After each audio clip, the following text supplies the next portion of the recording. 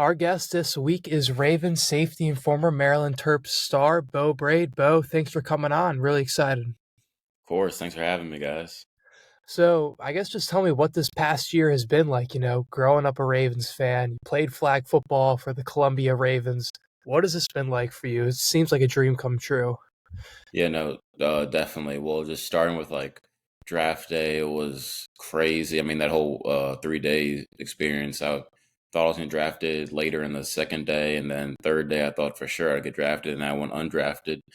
And I had to kind of make a decision, right? Right after the draft, where I wanted to go, who I wanted to sign with.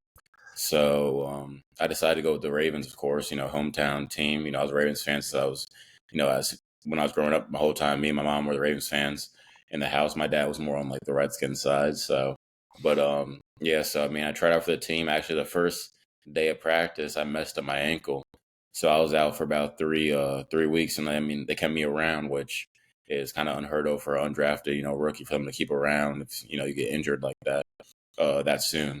But they kept me around and let me give me the opportunity to prove myself and show what the skills and talent I had. So I mean, I appreciate them for, of course, giving me the opportunity.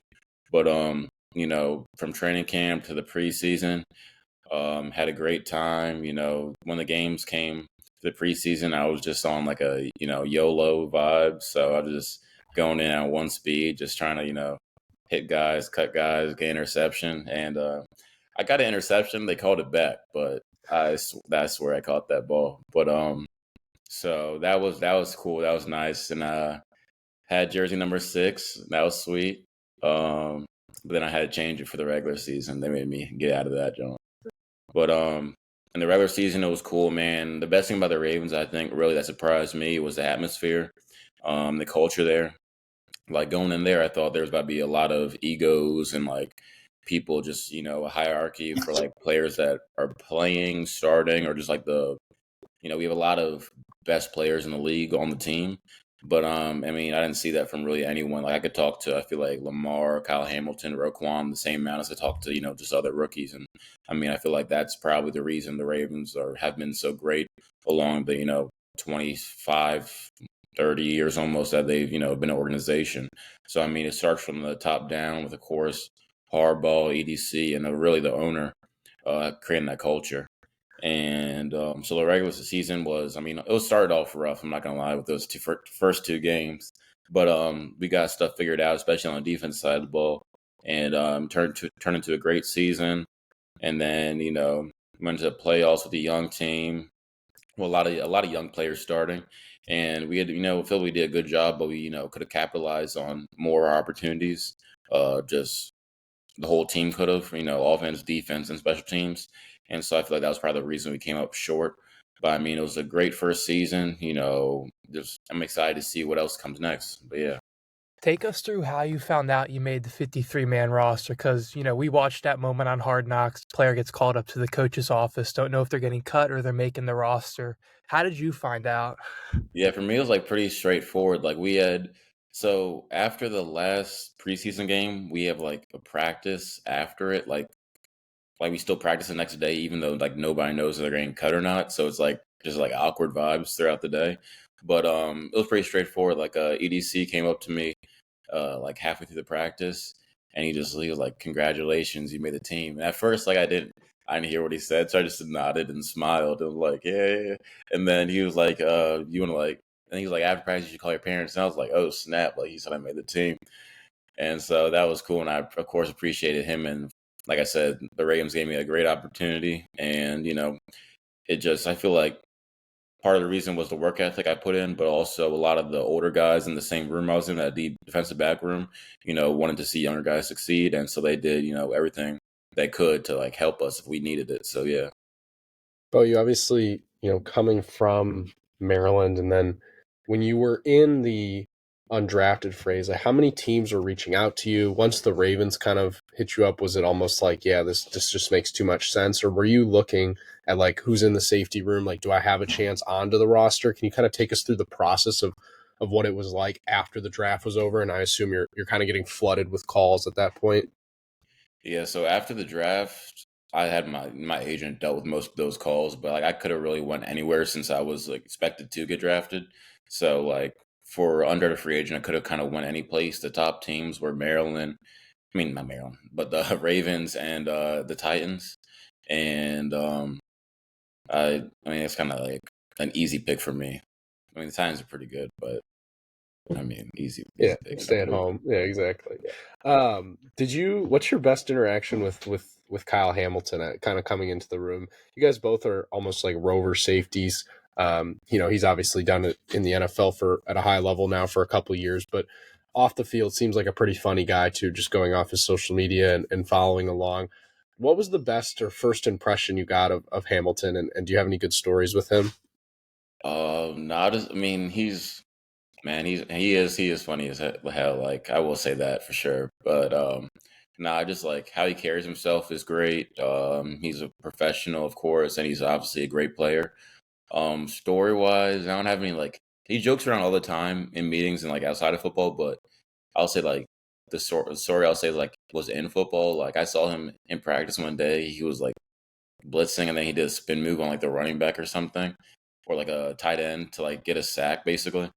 And I think that, like the next day at practice or like that following week, I did the same thing, but like it was unnecessary. So when we were watching film, and like the whole defensive room was just like laughing at me because I did a spin move for no reason. Like I could just kept going straight and got a sack. But so yeah, that was probably it. But they were laughing at me. But I mean, story wise, I mean, I don't know. I don't think there's a specific story that like shows humor. But yeah, cool guy.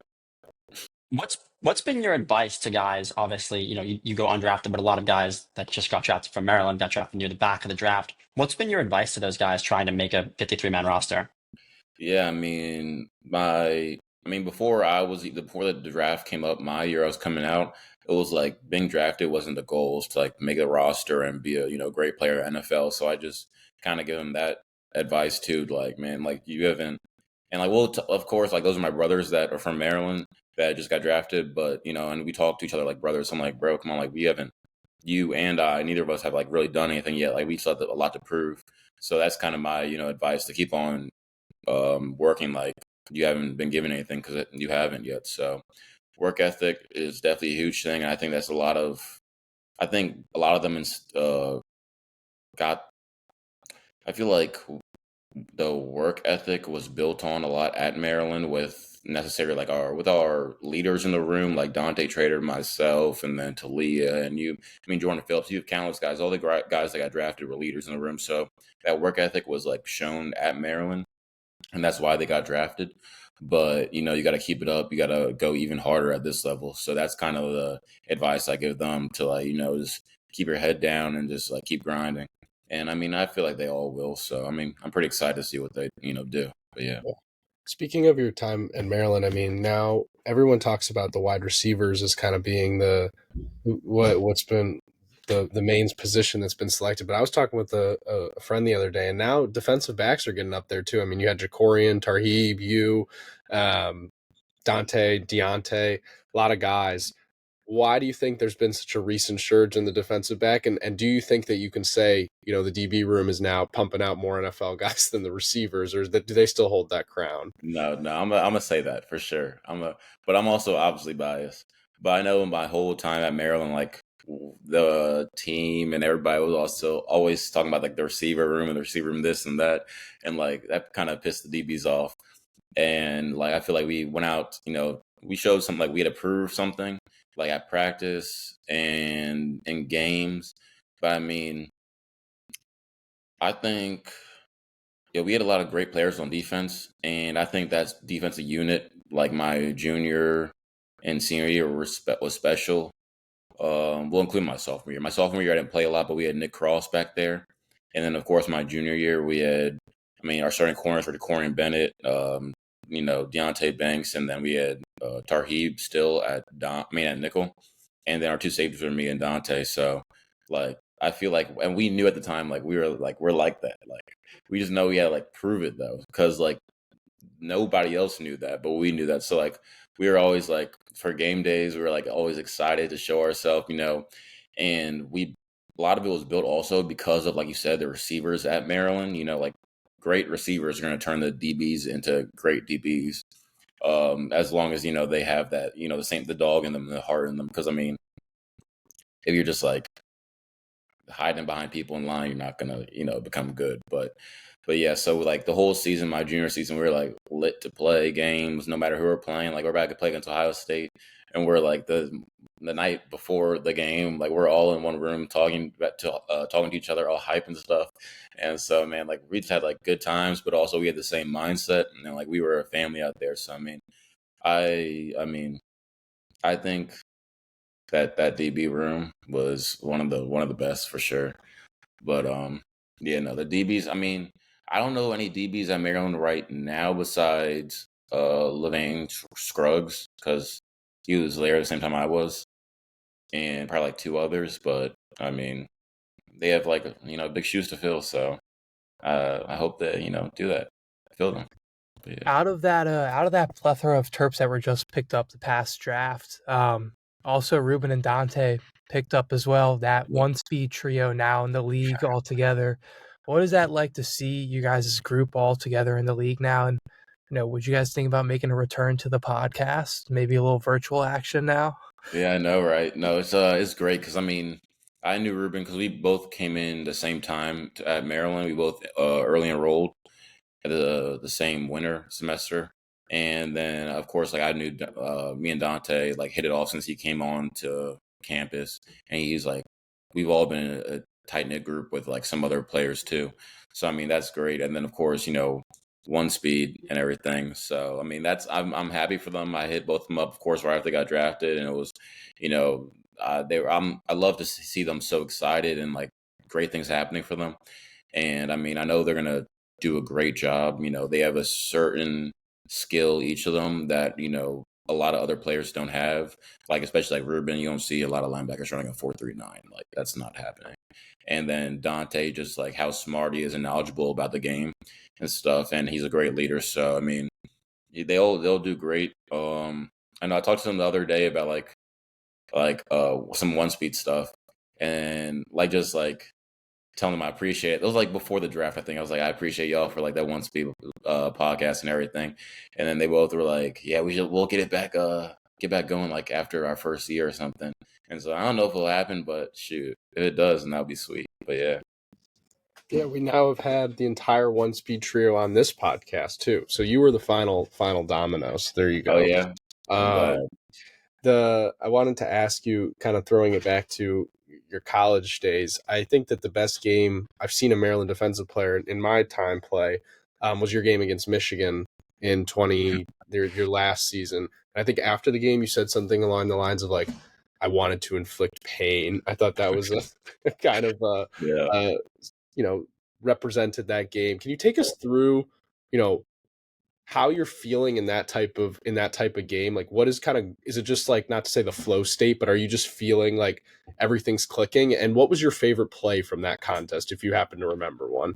Yeah, so in games like that, usually like I'll be like really hyped before the game, and like I mean, that off season before that game, I was just watching like since January Michigan film and Ohio State film, because we lost in two close games to them the year before, and I didn't have such a good game against Michigan my junior year, so I was like, I need my get back.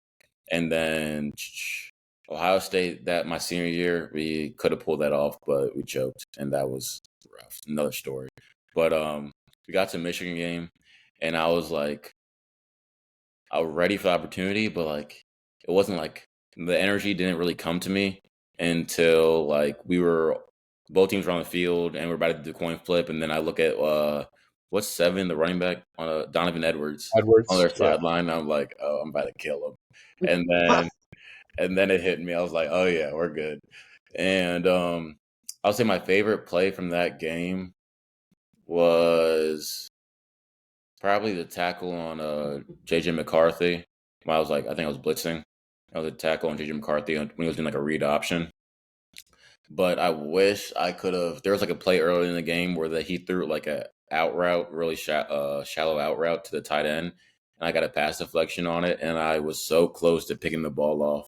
But that was probably the hardest throw I've ever like felt. Pause. But like, cause like I got both my hands right there and it went right there, like my gloves, and I heard the squeak of my gloves when the ball went through. I'm like, what? But yeah, so I mean, that was a great game. Um, almost pulled it out, but yeah, You had a hit on Stroud too. I think it was your junior year. It would have been when he took a read option. So you just had a penchant for hitting first round Big Ten quarterbacks.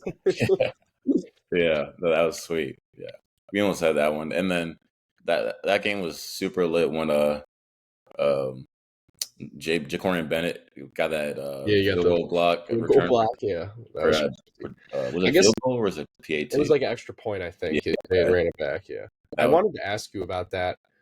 From a player's perspective, you were there for a lot of really close games against the top teams in the Big Ten, and now that you're graduated and kind of a year removed from it, what do you think is the biggest reason, like legitimately, like when you're thinking about it, why Locksley hasn't been able to take kind of that next step and take down one of the bigger dogs in the Big Ten? Like, can you pinpoint it from a player? Is it a variety of things? Like, what do you think is kind of the reason they haven't been able to? yeah, it's a variety of things. From first of all, like having the team that's capable of beating Ohio State and Michigan team. Like, I mean, those my junior year and my senior year, we had teams that could do it, but like my freshman and sophomore year, we definitely like we couldn't have done it. So I mean, he's probably had two. I mean, yeah, no, he's actually only had those two teams. I feel like that were capable of beating the Michigan Ohio State. And then when it comes to those games, also you can't make mistakes. Like players can't make mistakes, shoot themselves in the foot. Coaches can't make mistakes with like certain calls and stuff. And I feel like just in the games we made maybe one or two too many mistakes. Like I mean, Ty's gonna hate me for saying this, but like my junior year Michigan game, the opening kick return, and he was kicking himself in the like he hates like himself for that play.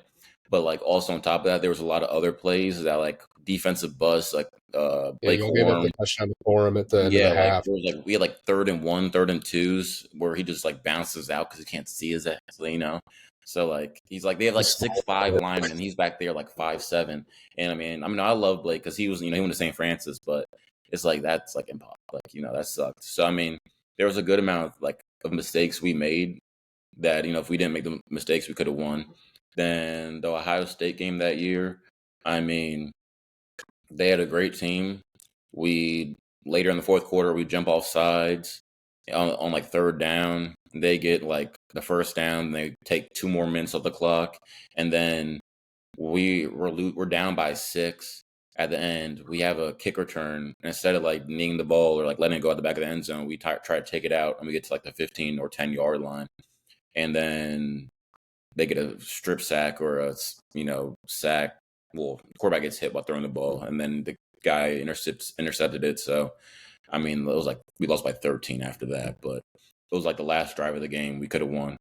Then my senior year, when we were at Ohio State, we had a great first half. Could have ended the first half with a touchdown or at least 3 points, but we hit a check down to the running back, and the time goes to 0, and then third quarter they came out hotter than we did. Dante Turner gets injured, and then by the beginning of the fourth quarter, middle of the fourth quarter, they get up by 2 scores, and now the guys' morale is starting to go down. You don't have a lot of faith that you can pull the game out. And then Michigan game that year, I mean, it started rough, man. Like was a punt out the back of the end zone. Like we had a safety fumble for a touchdown, and like I mean, I think in that game our defense gave up less points than our offense scored. Like if we had no turnovers or takeaways, we could have won that game. But then we just had so many mistakes on. I mean, of course, like yeah, those mistakes were on the offensive side of the board, but defense. I mean, we let up some big runs, passes, and like there was one huge pass that could have connected on. Michigan could have, but luckily the guy, I mean, like dropped it or like mistimed the catch or something. I don't know how he dropped that, but I mean, like all those games, like were really close, but also we made a lot of mistakes, and that's not even including the penalties. So it's like you can't kick yourself in the foot, can't shoot yourself in the foot, and then also you gotta have the players to be able to make the plays. And that just didn't happen for those, those 2 years. He just couldn't get it done. But yeah.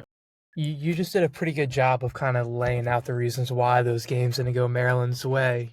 From a fan perspective, there is a lot of criticism towards Coach Locksley for not winning those marquee matchups. From your experience playing under him, do you think that criticism is warranted from the fan base? I mean, he's done a great job. I mean, he had, 3 back-to-back bowl eligible seasons. He's been at Maryland for like 6, 7 years now. 6, 7. This will be his 7th year. But like Franklin hasn't done much either. He's been at, I feel like, Penn State for longer, and he hasn't I feel like he's more like, he has more talent. Like he has more opportunity to get talent. Franklin does, being at Penn State. Franklin has made a the name though too. This past year, like he got. He's they had a kind of a cakewalk to through the playoffs though. I mean SMU and then whoever, but I mean he did make it now, so he can has something on his chest, something on his jacket. Penn State was not mentioned in those close games because they. Oh my God, no, and they will never be. Like we would come so close to being Michigan and Ohio State, and then Penn State it'll be like 50-25, and it'll be like. But yeah, there's enough blame to go around, but yeah. Do you think it's the talent gap between Maryland and those schools that makes Maryland commit those mistakes that you talked about? You guys just kind of have a smaller margin of error? Some years, like when Locks first got there, I don't think he had a lot of help. Now he has some good players, but he didn't have a whole, bunch of help. And then, some years you have a lot of good players. Some years you don't. You just try to make the best of the situation you have. Make lemonade out of some lemons. But those 2 years, like my junior and senior year, I felt like we had the talent to do so. But that's when players have to either be more disciplined, listen to coaches, or we got to just be more of a tight knit unit than just everyone try to do their own thing or make their own plays. So, and I'm not saying that was that's the case in that situation, but most if I don't think Maryland's always been known to having good athletes on their team or good specific players. You have Stephon Diggs, DJ Moore, Anthony McFarland, and then Darnell Savage. You have a lot of good athletes, and that's not there's probably better athletes on the team than just those guys. So you have a lot of good athletes and players, but you just got to connect it. I had a teammate my freshman year. He transferred from Michigan, and he was saying how the year before, Michigan, they're in their team meeting, they're don't sleep on Maryland. They have a lot of good players and good stuff, but you just in their meeting they say you just know they're going to beat themselves. So that's the biggest thing, and Locks knows that's the word on the street or whatever. The biggest thing we gotta do is not beat ourselves, and he always says so, and I think that's completely true. So yeah.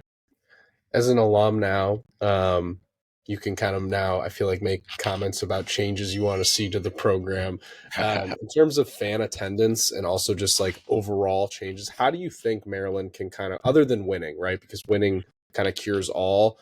Do you think it takes just one big win? Do you think there's things that the program can do to kind of generate some more juice, I guess, behind the football program? Because you see the basketball team this year, when Maryland teams are good, the fans definitely show out, but it hasn't been that case for football. Even when you guys were really good, you had a couple of really packed games, but it never really seemed to be consistent. How do you think that they can kind of get more juice going to the program? Well, I'll start off by saying the fan attendance my first 2 years kind of made me mad, but then my second 2 years I was because I know other guys were mad, staff members, teammates, athletics in general, and I was you're not giving them much to watch, you can't even get mad at them when we're not even winning games we should be winning, we're lose to a Northwestern or something, and you still want people to come out. I wouldn't come out if I wasn't on the team, if you lose to Northwestern, but to make it better besides winning games, I would say you have to put on a show. At the end of the day, this is entertainment, and they want to be people want to be entertained, fans want to be entertained. So you got to do something to entertain them. You got to sell the team, you got to market the team. So you got to look at I think the biggest fandoms in college football like let's say like LSU, a lot of SEC teams, LSU, Tennessee. I mean, Bama's like a great historical program, so you can't really like compare yourself to that because they have so many national championships. But like it was like a Virginia Tech, uh, Michigan. There's some places, West Virginia, like where the fans are just like really good. And I mean, sometimes like Nebraska or West Virginia, there's not a lot of other things to do than go to the football game.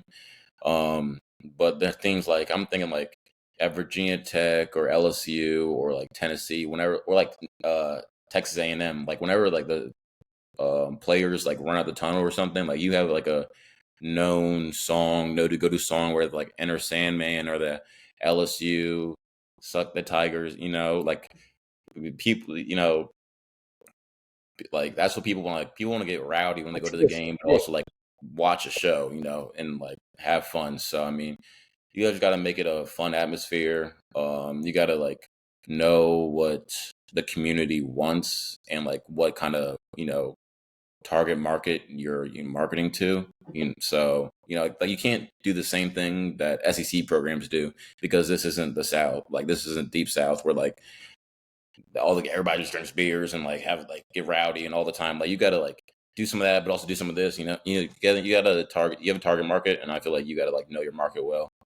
And maybe that's hiring somebody in a position to strictly look into that because I mean I feel like that would be worth it just because I mean football's makes the most money out of all the sports, the most profit like revenue, but also you can increase that by a lot by just putting someone in a position to strictly just look at that stuff.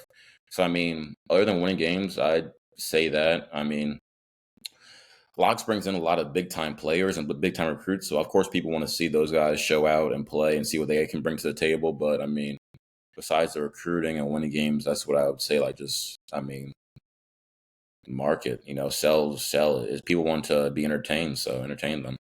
Yeah. Absolutely. I guess specifically for your career moving into year two, what's one thing, very specifically, one specific skill you've been working on in the offseason to get ready to make the jump? Yeah, I've been working on how I play in the post, the middle of the field, trying to become, like Ed Reed back there. So I've been kind of like talking to Coach Harbaugh and Pagano about, how to improve back there. And I mean, they've done a great job. They switched the defense around a little bit, just making little changes so that we can be play with better eyes and make plays on the ball. So I'm excited to, see what not just I can do, but what the team does, this season. But yeah. What have they told you about like what your role is? I know you're under contract, right, for this season. What do they want you to do? Well, I mean, right, I mean, Zach Orr and Pagano, and I mean, they just want me to like be really the best player I can be. They, I don't really talk to them about like my role on the team. I just Yeah. try to be the best I can be, and that's what they want. And then when I show that I can be on the field and be, useful to them, be useful to the team to, get a win, then, I'll have a certain role, and I mean, that's all I'm doing right now, trying to earn that role and earn that spot. So yeah. You changed to number 24, but Malachi Stark's recent draft pick Yeah. does wear 24. Has he hit you up? Like, what's the deal there? What are you asking for? If he comes to the table with an offer, what does it got to be, for you to give it up? No, I'm playing. No, he's got 24 now. I was trying to get just like, I mean, I didn't like need more cash, but I have like a lot of friends and family who like have gotten the number 24 jerseys, Mm-hmm. and I feel bad because like they've gotten the 25 jersey at Maryland and the 2 jersey at Maryland, and then maybe the 6 jersey for the Ravens and now 24. So I felt bad. So all I asked was like that the Ravens cooked me up with some like jerseys for my new number. So we'll see what they do with that. So yeah. Is your new number single digits again, or is it back in I the? wish. It's 28. I was Okay. trying to they give me between like 21, 28 and some 30 numbers. And I was going like 21, and then they were like, Kane already got that one. So I was like, I'll go 28 then. But yeah. We'll see what I do. I've never worn 28. My best friend wore 28 in high school and college, so I'll just do it for him. But yeah. Yeah, that's awesome. I mean, I don't know. 20 is retired, right? So you couldn't have Yeah. the Ed Yeah. Reed. So close enough. But thank you a lot, Bo. We really appreciate you hopping on. Good luck with this upcoming season. Stay healthy, and we'll be looking forward to watching you in Baltimore. Of course, man. I appreciate you guys for having me.